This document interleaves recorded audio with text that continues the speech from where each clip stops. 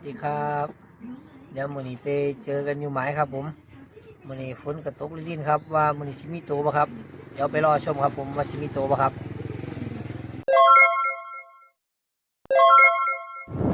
ครับผมหมายครับผมว่าสิมีโตบ่ครับตกลิ้วครับผมมีโตบ่ครับครับผมออกไม้ครับ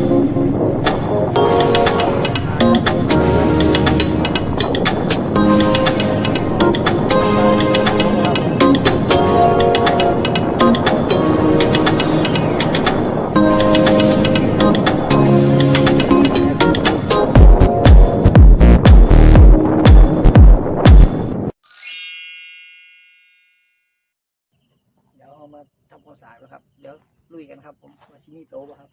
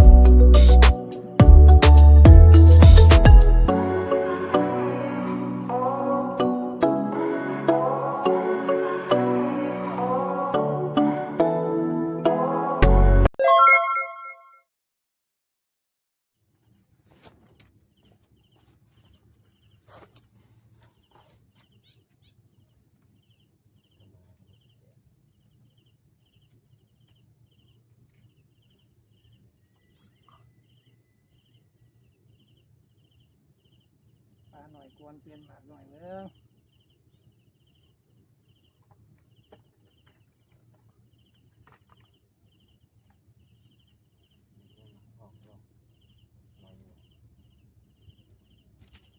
อุ้ยเจ๋ววุ้นเสร็จแล้วเจ๋วบุกลุกปลาหน่อยเขาเว้ยนี่แล้ว อย่างเงี้ยไม่ใหญ่อยู่ โอ้ซ้ำอ้วยซ้ำพวกมันกันก็หมากกูซ้ำหมากบุกลุกนะ ไม่อยากให้กูใหม่กูอยากบวชเรียน ยักคือกันหลาธรรมดา เห็นอยู่กูอยากเวลากูดึงมามันง้อวะที่นี่ ป่วยมึงไปสอดยังไง เดี๋ยวกูโดน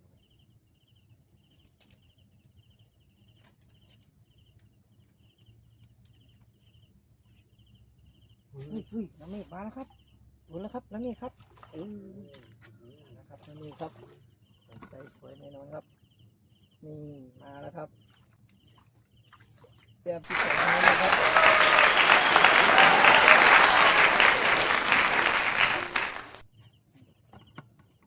มาแล้วครับน้ำเมฆครับ เต็มปากครับ สวยนะครับ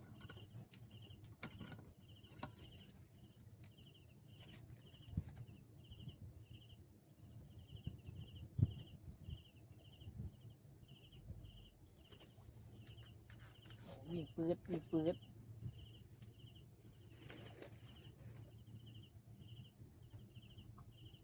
อยากจะนอนสิเลยนอนตื่นเลย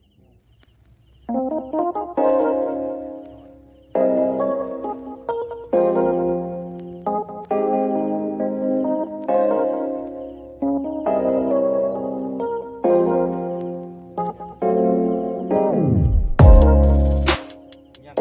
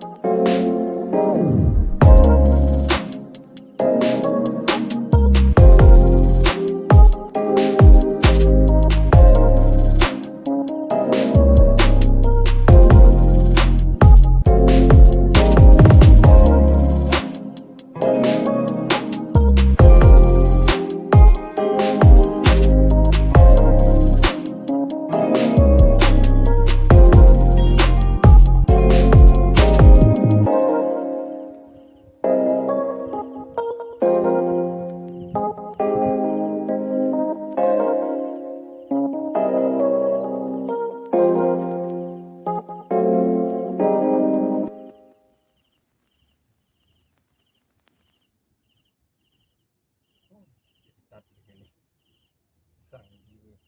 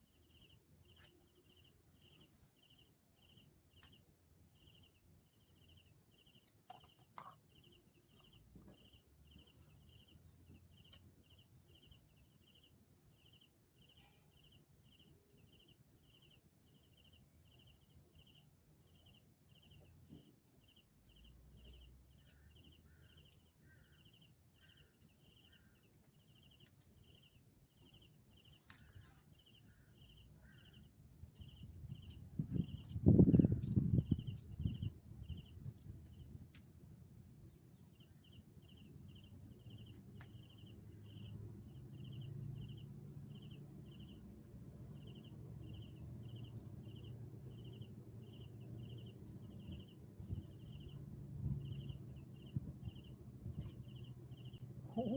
ตัวปลา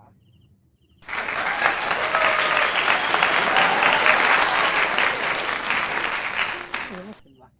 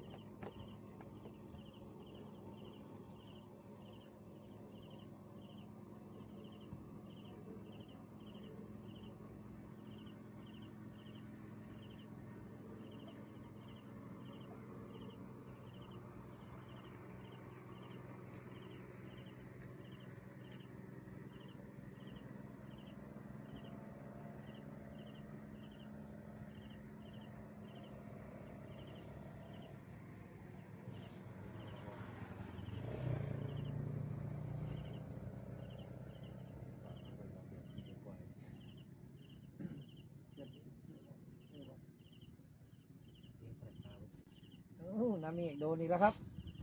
มาแล้วครับน้ำเมฆครับ ตัวกลมเว้ย ครับ ตัวกลมเลย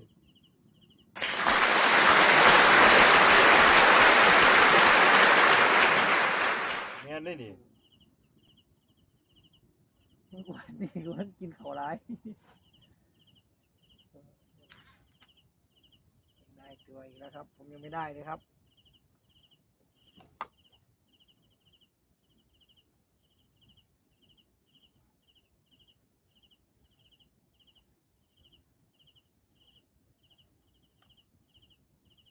จู่หาอยู่ว่ะจู่เพื่อจู่วัวโอ้ก็ว่างลูกครับ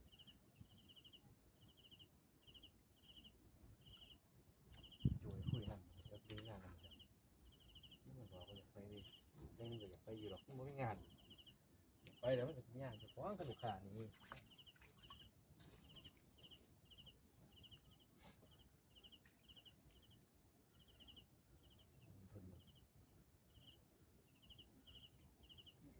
มันคือใส่สิได้เก็บบ่ครับผมฝ่าฝนอากาศครับผมพายุครับพายุ